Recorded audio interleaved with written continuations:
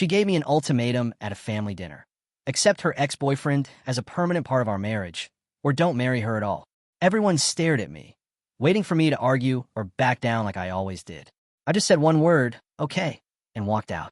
By the next week, the wedding invitations were canceled and she was packing her things. Turns out, ultimatums only work when you're sure the other person won't call your bluff. Before we dive in, just want to say thanks. Over 14% of you are subscribed, and it genuinely means everything. If you're new and these stories hit different for you, join the crew by hitting subscribe. We're pushing toward 10,000, and I want you here. It all exploded at a Sunday dinner. One of those tense pre-wedding family gatherings where two completely different families are forced to pretend they're about to be united for life. My parents, a quiet, traditional couple married 40 years, sat on one side of the table. On the other side were my fiancée Emma's parents, a pair of retired therapists who spoke exclusively in pop psychology and treated every boundary like a polite suggestion. But in the middle of it all was Owen. Owen was Emma's ex-boyfriend.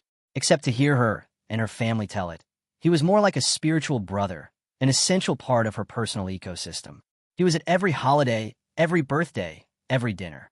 He had a key to her parents' house. He was the constant, smug ghost haunting our relationship. Therefore, I'd made my feelings about him clear from the beginning. I'm not a jealous guy, but I believe in boundaries. I believe a past relationship should stay in the past, not sitting at your dinner table making inside jokes with your future wife. My objections were always met with the same condescending lecture from Emma and her parents about my possessive masculine tendencies and my inability to embrace a more evolved, modern concept of family. They treated my traditional values like some charming, but ultimately primitive character flaw. I went along with it, not because I was weak, but because I was playing a long game. I wanted to see how far she'd push it. I needed to know if the foundation we were building was solid rock or just sand waiting to wash away. The topic of the wedding seating chart came up over dessert.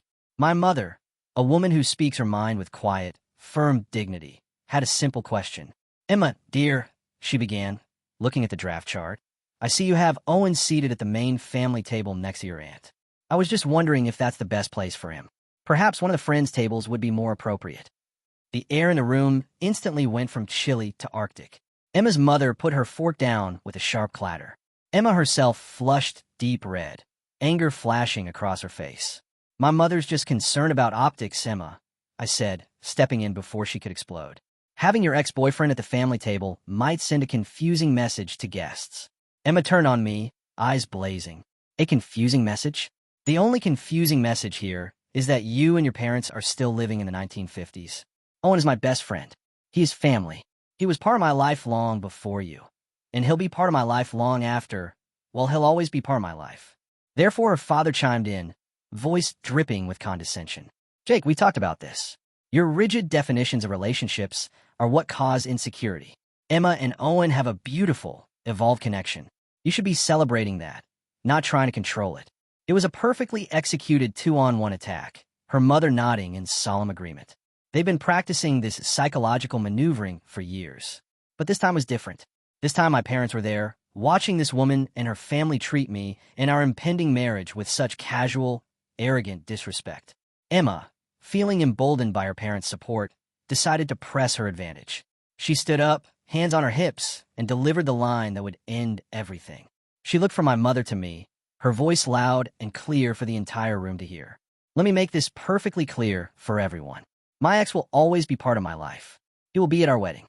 He will be at our children's baptisms. He will be at our holidays. That is non-negotiable. If you don't like that, then don't marry me." The ultimatum hung in the silent room like a bomb. It was a declaration of war. Everyone stared at me, waiting for my reaction.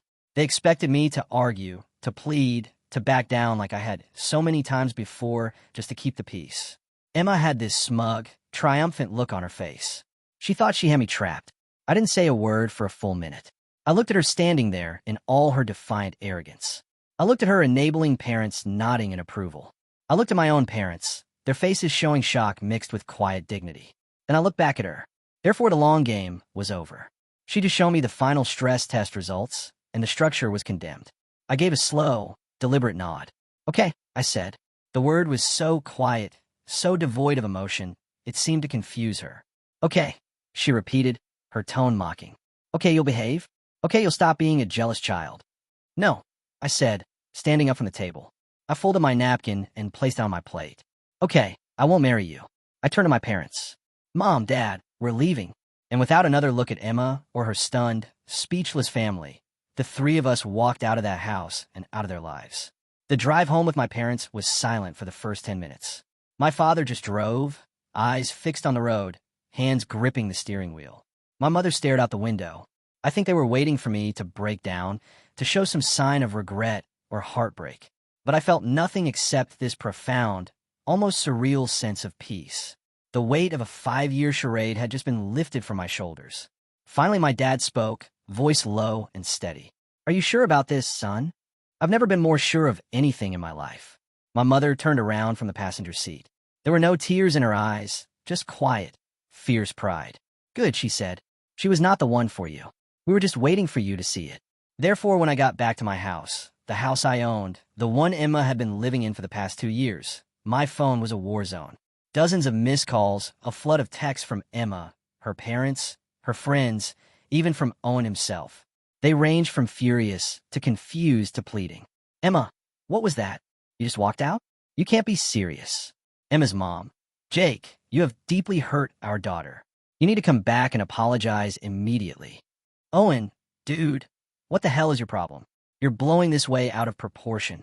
They were all operating under the same delusion, that this was a tantrum, a momentary fit of pique that could be smoothed over with a few condescending lectures and a non-apology. They hadn't grasped the finality of that word. Okay, I didn't reply to any of them. Instead, I made a single phone call to our wedding planner, a woman named Monica, who was the consummate professional. Monica, I said, it's Jake. There's been a change of plans. The wedding is off. Permanently. Stunned silence on the other end. What? Jake, the invitations are scheduled to be mailed tomorrow morning. I need you to stop that immediately, I said. Do not send out a single invitation. As for everything else, I need you to begin the cancellation process for all vendors. My fiancée and her family will be your point of contact for all financial matters moving forward. They were handling the payments, so they'll need to handle the refunds and cancellation fees. But this was crucial to my strategy. I hadn't paid for the wedding. Her father had, a fact he'd made sure everyone was aware of. Now the financial burden of unwinding a massive 6-figure event was his problem, not mine. The next morning, the real shockwave hit. Monica, doing her job with ruthless efficiency, began making calls. The first one, of course, was to Emma's parents. I would have paid $1,000 to be a fly on the wall for that conversation. The caterer, the florist, the band, the venue. Each call was another nail in the coffin of their grand social event. Another massive, non-refundable deposit lost. Therefore, Emma's father called me, his voice a strangled roar. What have you done? Do you know how much money we're losing? You can't just do this. I didn't do anything, I said, voice calm. I just accepted your daughter's terms. She gave me an ultimatum. Accept her ex-boyfriend as a permanent fixture in our marriage, or don't marry her. I chose the latter. I respected her boundary. The consequences of that choice are now yours to manage. He started sputtering about lawyers and lawsuits and breach of promise. Breach of promise? I laughed, a cold, empty sound. You were there, Richard. You heard her. You have a dozen witnesses who heard her deliver that ultimatum at a family dinner. She made the continuation of our marriage conditional, and I simply declined the conditions. There is no lawsuit. There's only the bill for a party you're no longer hosting. I hung up. The next person to appear was Emma herself. She showed up at my house that afternoon, using her key to let herself in. She found me in the living room, surrounded by empty boxes. I was packing her things. What are you doing? She shrieked, face a mask of disbelief. I'm helping you move, I said, not even looking up. You're going to need to find a new place to live. You can't kick me out. I live here. No, Emma, I said, finally standing to face her. You've been staying here. This is my house. My name is on the deed, and your invitation has been revoked. I'm changing the locks tomorrow.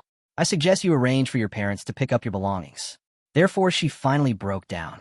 The arrogant, confident facade crumbled to reveal the terrified, entitled person underneath. She cried. She begged. She pleaded.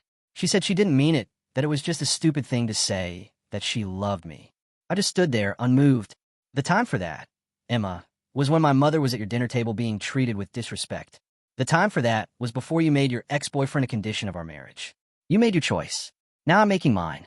The 30 days that followed were a slow, brutal education for Emma in the concept of consequences.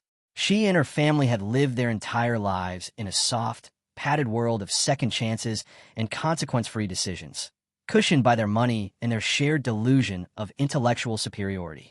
That world was now gone. The first lesson was financial. Her father, after a week of threats and bluster, finally realized I wasn't going to contribute a single cent to the financial disaster of the canceled wedding.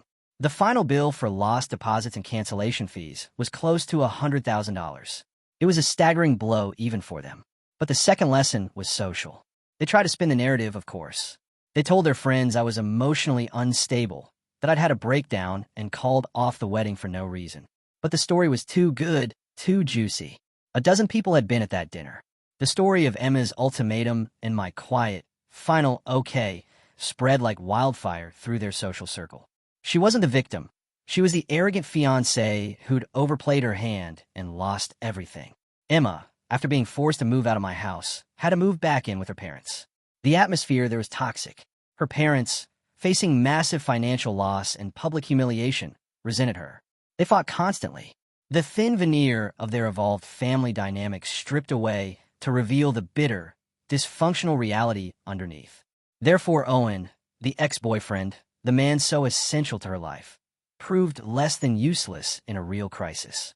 He was a fun accessory for a woman who had a stable, successful fiancé. He was not interested in being the support system for a broke, unemployed, emotionally volatile single woman. He slowly, quietly distanced himself. The constant calls and texts stopped. He was busy. He had other plans. He was, in the end, just another fair-weather friend. While our world burned down, I was quietly rebuilding mine. I took a 2-week trip to Japan, a trip I'd always wanted to take, but had put off because Emma had no interest. I came back feeling refreshed and clear-headed. I focused on my work, landing the biggest project of my career. I reconnected with friends who drifted away, friends who never liked the person I became when I was with Emma. I didn't date. I wasn't interested. I was enjoying the peace, the quiet, the freedom of a life that was entirely my own, a life where I didn't have to constantly navigate the emotional minefield of someone else's insecurities.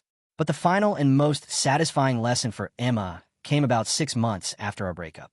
A major architectural journal published a feature on a historic theater I'd spent the last 2 years restoring. It was a huge honor, the pinnacle of my career so far. The article included photos from a gala event celebrating the reopening, an event attended by the mayor and some of the most influential people in the city. There was a picture of me on stage accepting an award for the project. It's been a little over a year since that Sunday dinner. My life has moved on in ways I never could have imagined. My company has grown, and the success of the theater project opened doors I never knew existed. I sold my old house and bought a beautiful loft downtown, a place that's entirely me. Clean lines, exposed brick, industrial steel.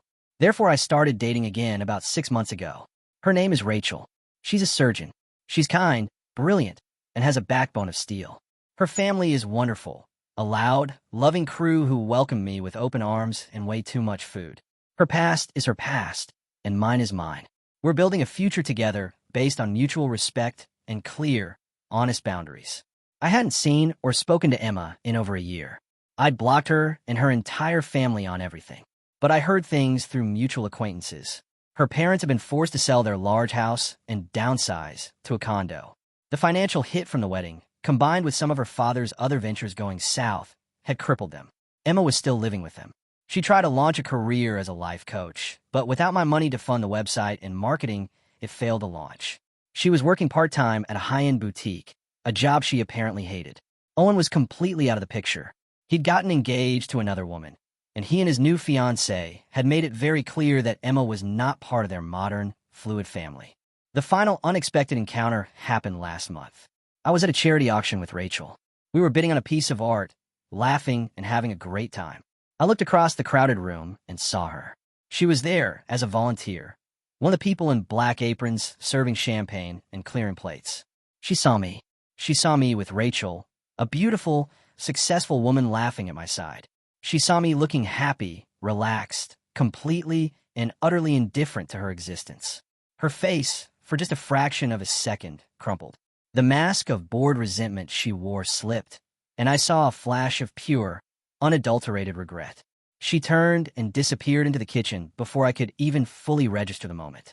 She said if I didn't like her ex being part of our marriage, don't marry her. So I didn't, and she spent the next year learning that ultimatums only work when the other person is bluffing.